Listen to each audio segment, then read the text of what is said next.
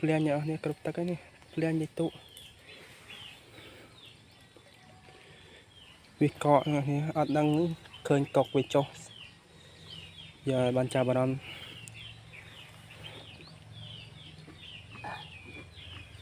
trà nó nè nè đi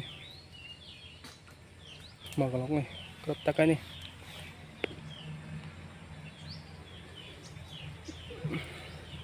cái đồ tray liền hết cái nhở nè màu cái lóc này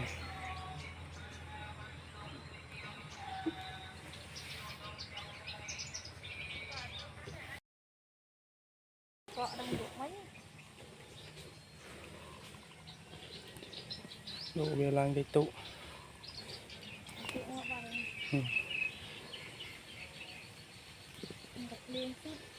lên cái tụ canh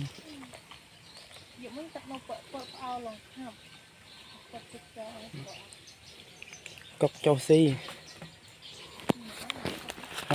mà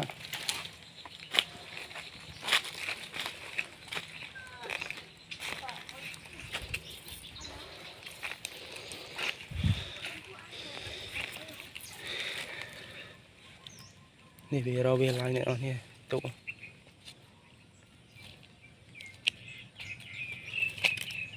นี่ที่กลาง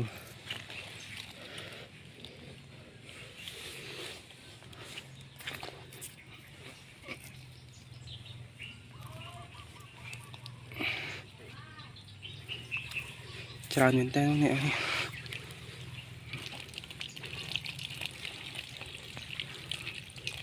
ดูนี่ทำthông về chơi nhau nè giờ ta tịch tụi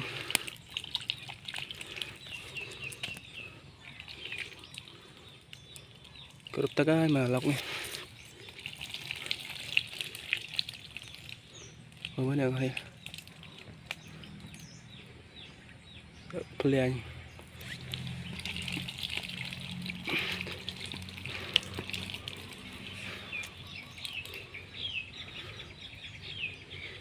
bia về đẹp bên nhãn nè giờ đại bàn sna bia sân sna với cho ra nè nè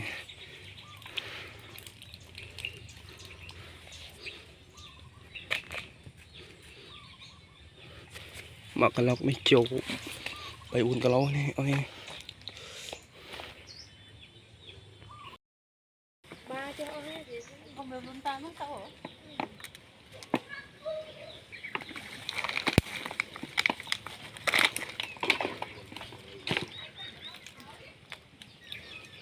trai đúng không? Trai rồi lớn cô coi đó.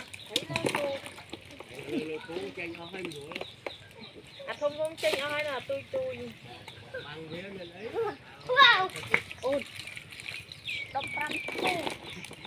Đập quay tông à. Mình một.